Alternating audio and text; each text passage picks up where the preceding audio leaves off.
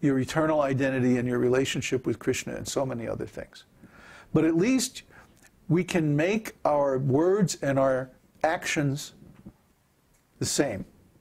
And if we speak something, then we can take responsibility for doing it.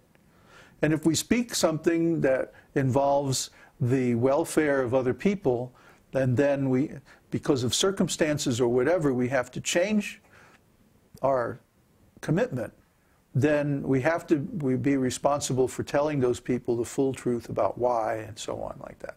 They have a need to know. So there's so many things about truthfulness that people in general don't follow because they don't have the moral strength, they don't have the strength of character to just own up and take the full consequences of their actual activities. So they try to cover them up in the hope that they will be able to escape the actual reactions. Not knowing that Krishna is in charge of everything, and Krishna knows exactly what's going on, and not realizing, or, I mean, I don't know how it's possible, when you read history, not to understand that every secret comes out sooner or later. The truth always comes out. It might be today, tomorrow, next week, 100 years from now, but it will come out. It's usually sooner than later, though. Because why? Truth is known by a person's actions. Actions speak louder than words. So if a person says one thing and does something that is completely disharmonious, you know what their real thing is. It's their actions.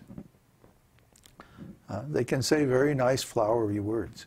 Well, words are cheap. What's that? The words are empty. They're empty, yes. Empty words they're worse than cheap. Their net value is negative.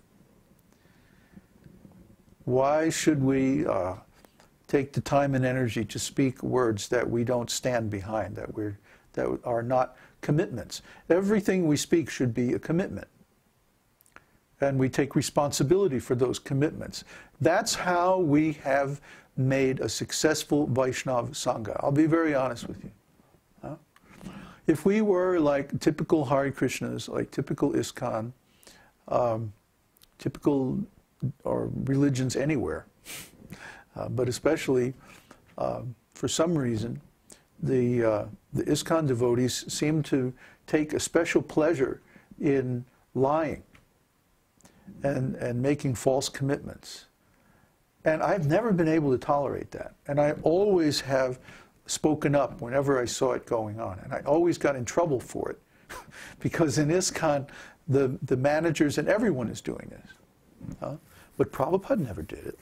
If Prabhupada said he was going to do something, he did it. And if Prabhupada told you to do something, you better do it. Or you're going to be in trouble with him.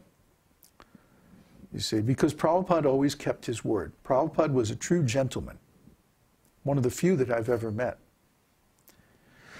So Prabhupada set this standard, and we intend to follow it. And I think the best thing that we can do in this regard is to make it a public issue, make it a principle.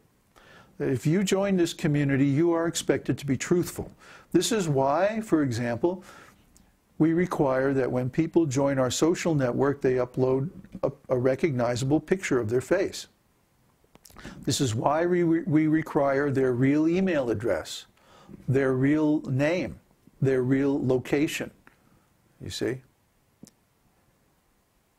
Because we want them to be honest. We want them to be accountable for the things that they say on our network. We don't want people anonymously spamming our members. We want to keep our network and our community a safe place for transcendental spiritual activities. And the only way we can do that is to require truthfulness, because trust is based on truth. If you have no assurance that a person is telling the truth to you, then how can you trust them? Yeah, this car, I see, it was owned by a little old lady, only drove it to church on Sundays. Right? Are you going to believe that? You better not. You know, so this trust factor is very important in spiritual life, because without a feeling of trust, how can people let down their guard and tell the real truth so that we can help them? If they won't tell us the truth, we can't do a thing to help them. In fact, if they can't tell us the truth, we don't even want to associate with them, because it's very dangerous to associate with people who are sociopathic, who can't tell the truth, who are compulsive liars, see, compulsively, habitually covering up the whole truth, right? Because it means they've done something that is bad. They're ashamed. They're running from reality. They are exploiting, and so they're assuming that others are also exploiting, and so they don't dare tell the truth. They can't trust. They can't trust because they assume other people are like them, and they're not trustworthy, so other people must not be trustworthy either. We don't want to create an environment like that, and we don't want to cultivate or host people who are like that. We would rather have a small network of 20 or 30 people who are all completely trustworthy, and where you can discuss anything openly and get real help, you see, than have a big site with hundreds or thousands of members and nobody's speaking the truth. Everybody's using a false name, false picture. You know, that's horrible. You go on MySpace or something like that, you don't know who you're talking with. See? So we don't want that. Our idea is that in a world that where you have huge forces and corporate interests involved in creating individuation, in other words, breaking up communities and families. Individuation means that you create a social environment where people are separated from one another. Where they can't live together, they can't work together. There's always some friction. And that friction is based on doubt. And doubt is based on untrustworthiness. And untrustworthiness is based on lack of truthfulness. So it all comes back down to this lack of truth. When the heads of state and the heads of business and all the big important people in the world are all spinning the truth, in other words, they're lying, to speak plainly, then we know that there's real trouble in society, because whatever the leaders do, the common people are also going to do.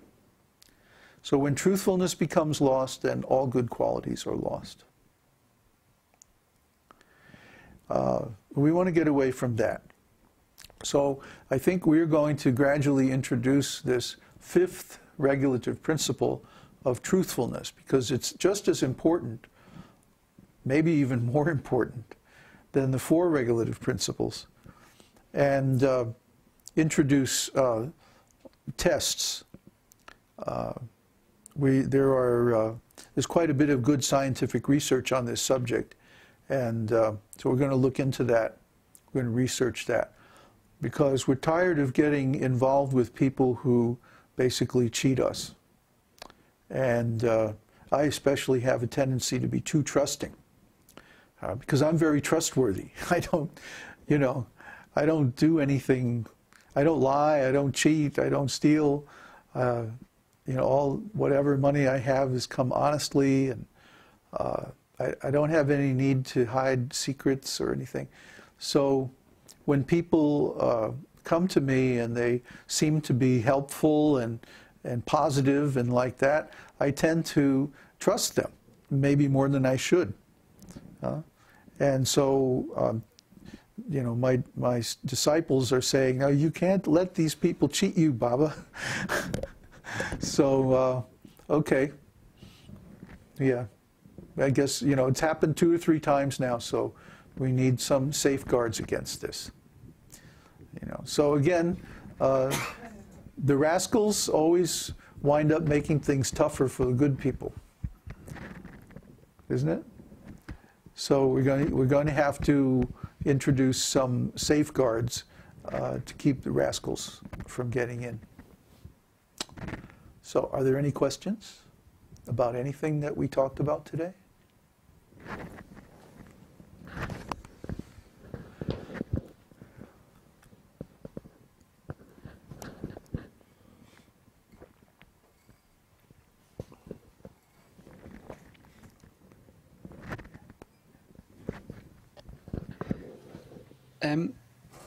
Trial by fire. What does that mean? Oh, because Sita was held prisoner by Ravana for some time, a couple of years, I think, actually.